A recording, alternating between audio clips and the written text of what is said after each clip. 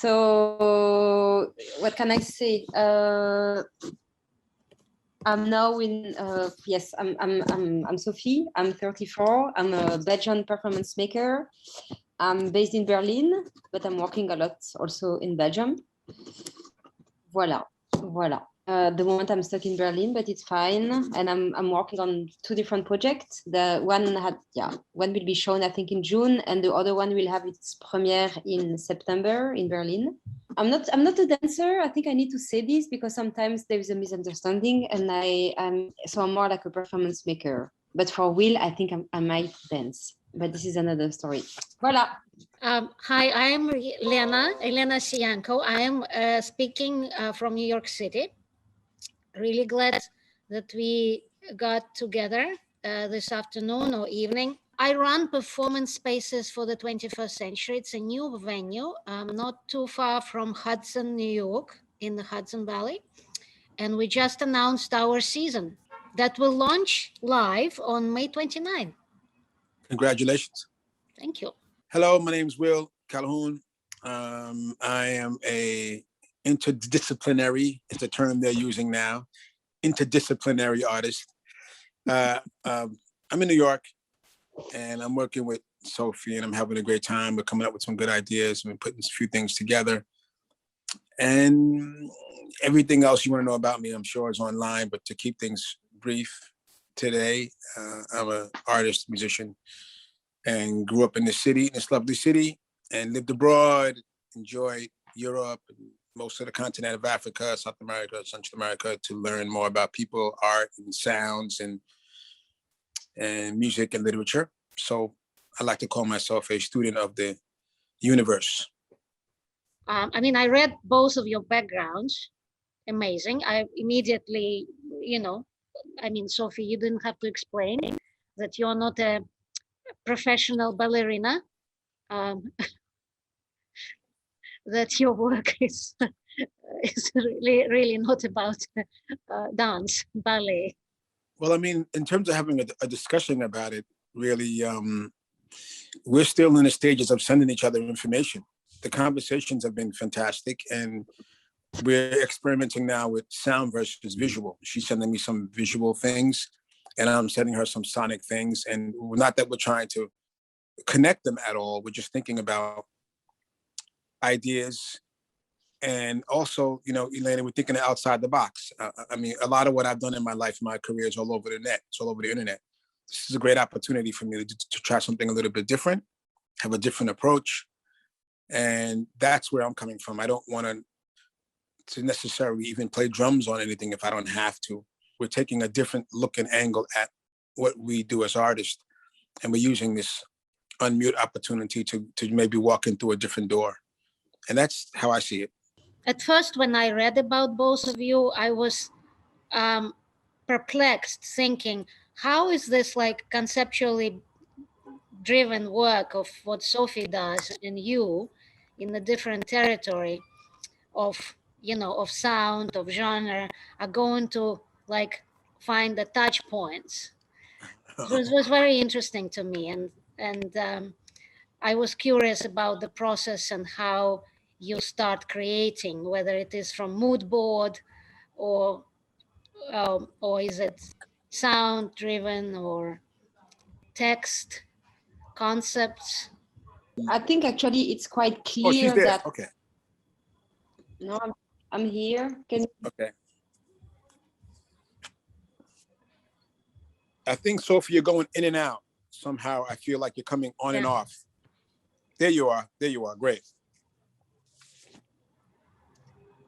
Okay, one moment.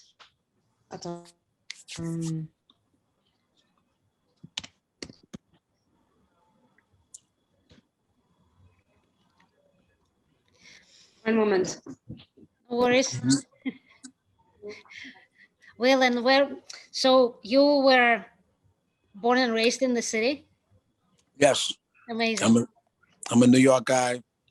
I'm in the same neighborhood I grew up. I'm in the Northeast Bronx, and amazing. I'm right on the shoreline by City Island, and I grew up over here, and I like fishing, and friends that I would go out on Long Island Sound and go fishing, play loud music, and just catch up on our lives. And I still have my childhood friends. Some of them are gone, but some are still here. Yeah. So it's nice. It's nice as an artist. And when I used to travel more often, to come back to this community and see my friends and hang out with my friends. It's great. Yeah. Where are you from? Well, I grew up in Kiev and Moscow, Wow. in the former Soviet Union. And I came to the US as a student without my parents. So I finished college and then I moved to the city. Where'd you go to And school?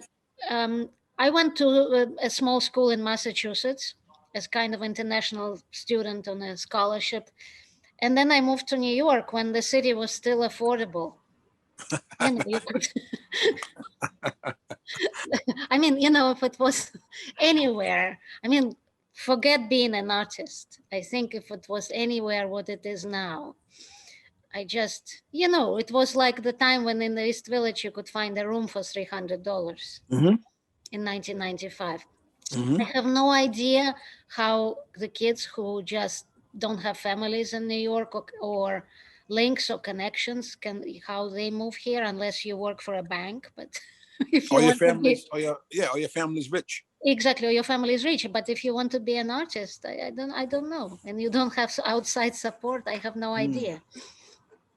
So it's kind of, you know, both upsetting to me and you know, in a way, um, I'm always heartened to know that there are still people with some, you know, groundedness here who have old past lives Mm. and, you know, connections to the past and what New York was, and you know, who just have history, who are somehow grounded in history of this city, that it's not transient like Yeah. for everybody else. I mean, like in your case, it's pretty amazing. Well, it's a resource for me. Um, um, my parents, you know, they recently passed, but they were in the area, so that helped too. In the beginning of my traveling, I wasn't impressed. I didn't want to really be famous in a way. So when success started to happen to my career, I didn't want to move to a community where I didn't know anyone. I felt like that was I looked into moving somewhere else, and I just felt I didn't have any connection. I was really fortunate, Elena. My community was really a community. You know, other parents were allowed to spank me, and we had camps, and we had all of these things, and it was like it was a village. And even a mile or two or three away from here, everyone knew everyone. Everyone knew my mother for sure. My mother was a neighborhood association president for like 40 years in this community. So being Miss Calhoun's son, you know, came with certain kind of a behavior and etiquette. And I kind of loved that vibe because it just kept me grounded in check. So when I went on the road, or I was at the Grammys or MTV Awards or those kind of things, I never looked at them as, oh, wow. Certainly getting a nod from the industry is a beautiful thing. But no, Sophie, we cannot see you. She's asking if we can see you. I can't see you. Yeah, now we can see you. Okay. Okay. So yeah, New York is just a place where I almost got stuck. I lived in other places in other countries for short periods of time, but Yeah. I always came back. Do you find that this, you know, considering that you've achieved like quite a lot, do you find it challenging to be in New York now as an artist of your level? And well, yes. The short answer is yes. A lot of venues are gone. I had great opportunities, Elena. I can choose between 10 clubs to play. exactly. If I wanted to play rock or punk, I can buy clothes in the village. I can get a shirt for $8. I can get socks for $3. You know, I can have a sandwich or falafel for $2. You know, there was these coffees for 75 cents. There was all these cool options to eat healthy and to get things of quality at a cheap price. It was easy to get around. Transportation wasn't really, you know, bananas at the time. So yeah, it's challenging now. I'm older and I can get where I want to get to the way I want to get to there. But I miss the edginess, you know, I miss the old 42nd Street. I'm sorry. I know people are happy with the M&Ms and the Disney stuff, but you know, when it was drugs and Triple X, you know, it was like a red light district. Yeah. But I never felt dangerous in there. There were dangerous things going on in there, but I never felt danger 1 second walking through there, even as a pre-teenager. No, I'm so grateful that I got to see that New York of 42nd Street. And, you know, as a single transplant woman, I never felt in danger or never felt that somehow New York was dangerous, not even once. Yeah. When everybody was actually here existing together, the energy was different. That's kind of like almost answering Sophie's question of what we are at PS21. You know, we are in a rural, amazing environment that is full of New York City transplants. And we have to figure out how we really, maintain exciting programming that is provocative, and B, how we also really address the needs and interests of people who live there year round and who are not New Yorkers with second homes. But I'm extremely aware of all these global forces that transformed New York City and now are transforming very rapidly our area also. And, you know, it's like the issue that I'm thinking more even and more about vis-a-vis the, you know, the kind of structures of how to maintain artistic life and how to make the life equitable for people. It's not so much, you know, like other institutions, oh, we will just have more performers, artists of color, and then things will be fine. No, things are not going to be fine. We have to be thinking, you know, in a much more global way of how we dismantle those power structures that would actually create health care, create education for people. Yeah. You know, because there are so many band-aids, you know, like they would create programs for like inner city kids and this and that, and there will be a lot of band-aids that don't really address the core issues of who is in control. Anyway, I digressed. We should be speaking about art, I suppose. Okay, so can I just ask you a direct question, because that interested me after I read your background and Will's background of how you approached your exchange and collaboration. Was it like a mood board? Did it start with images, text, sound? So I think it was, we realized quite fast that, of course, we are like, we have two different practice. And then it's, because I'm doing performances, I told Will that actually I'm not using sound so much in my work. It's not something I'm used to. I have the tendency to add the sound at the end, which I know is not good, but it's not a medium that is mine at all. Then I was really thinking, but so how can we like just respond to each other? So just came the idea to, just to send some stuff, some material that are, maybe close to me at the moment, and then to see how Will can respond to it. For me, it's important that there is still the notion of movement in what I propose to Will. Like still picture for me would be too stiff. If it's a video, there is a movement, of course, the movement of the time, the movement of the image, but I also would like Will to create a movement in this video with a sound that he would produce. Voila. And then I was thinking, but maybe I can also like film myself like moving. But at the moment I'm stuck in my house and it's also snowing in Berlin. Then for me it's easier to. Oh my God, trees are in bloom in New York City. So I prefer to film the outside and to look outside. And also in terms of movement, we talked about the repetition, because I really have a deja vu, because I think the last time we had the Zoom with Will, I could tell him exactly 1 year ago, I was in this space, and this never happens to me. Like, I think also now, today, if I have to remember 1 year ago, I don't know if I was in Brussels or in Berlin. I think I was in Brussels, but I don't know exactly what I was doing. But last time we had a Zoom, I could exactly say what I was doing 1 year earlier, and it was horrible. I didn't like to be able to say this. So this idea of like turning in circle and doing the same things, you know. At the moment, that's the only movement in my life that I see, you know, like this coming back. And yeah. So, Yeah. and also sometimes I was in the train and I thought of Will. I'm here, I see outside, I think of Will, I send it to you, and you are connected. Voilà. And I sent you some sound bits afterwards. Yeah. And one of them may sound like Sophie. I didn't want to tell you what it is. It sounds like a pattern in the drum and music, but actually it's the luggage belt at the airport. Okay, Excellent. And the machine, I looked down, I said, this thing is making a very cool pattern. And I recorded it with my phone. And then about a minute later, my bag came out. So this is so great. The thing is, Elena, I think is with the tool that we have, which is a computer. For me, actually, it's we can do this.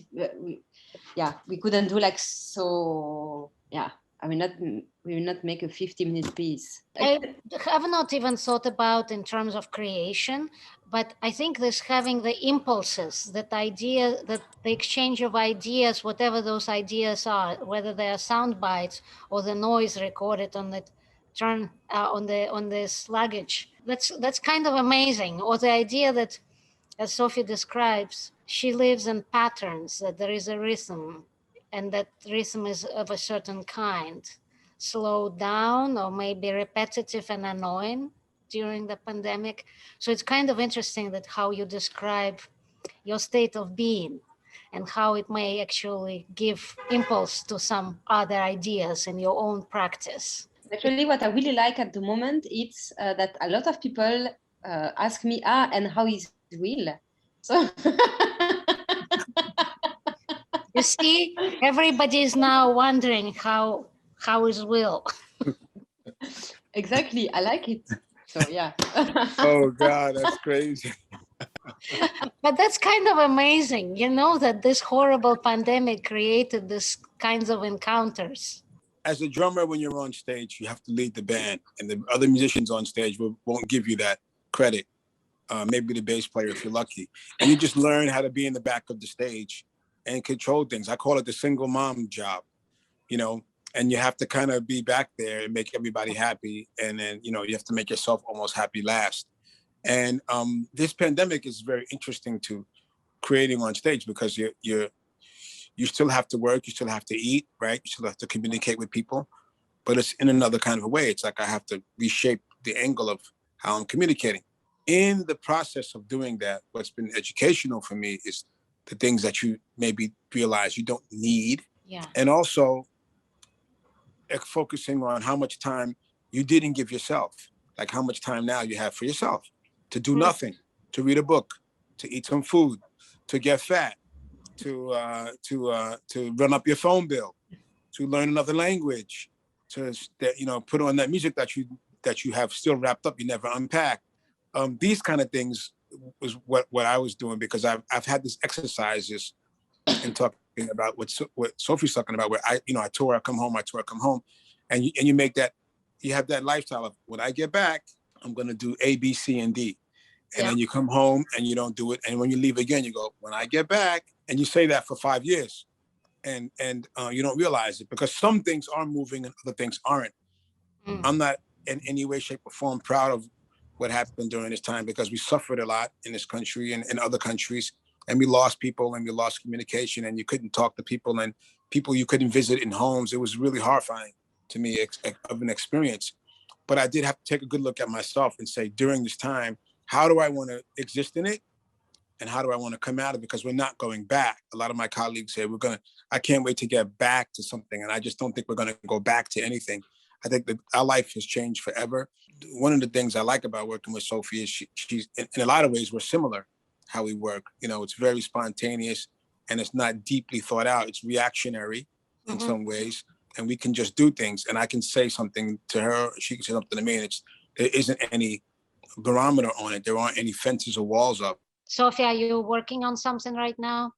You mean with Will or alone? Alone. Yes, actually, I'm working quite a lot those times. and because I will have the premiere of my piece in September, Mhm. and I will have like, so we already had residencies, but we're gonna have some more like in May, June, and August. Yeah. No, it's working. It's okay actually. I was not so impacted by the crisis, I must say. So Mm. I'm lucky, and also in Germany they have quite a lot of funding for artists. So so far so good, I must say. And actually, I'm sorry to say, but I just got a positive, received a positive answer from a funding in Germany for Corona for my piece. So it's great. Great. It's fantastic. Congratulations. Yes. Thank you. Yeah. Yeah. The piece that I'm doing, Will knows, but is made to be performed on a tennis field. Mm. And so, so the premiere, it's in a tennis club in Berlin. And actually, the location is really big and with a lot of trees and everything. So it's a bit stressful when I think of it. It's exciting, of course, but So it's a project for the outside. yeah. And actually, I thought of it like before the pandemic. It was clear for me that I wanted to do something on a tennis club, on a tennis field outside. So it's perfect actually, because Well, Sophie gave me another whole idea of tennis courts. I will never see the tennis court ever again the same, thanks to Sophie.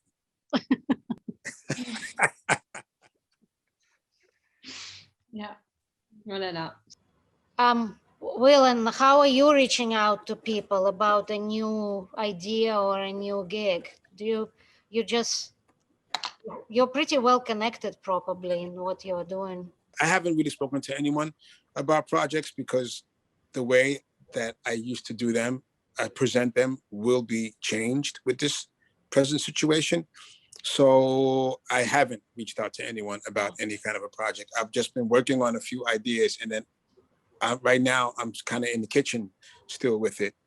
And when it's time and I can see how I can do them, I did try a few, and they were successful, but I still tried a few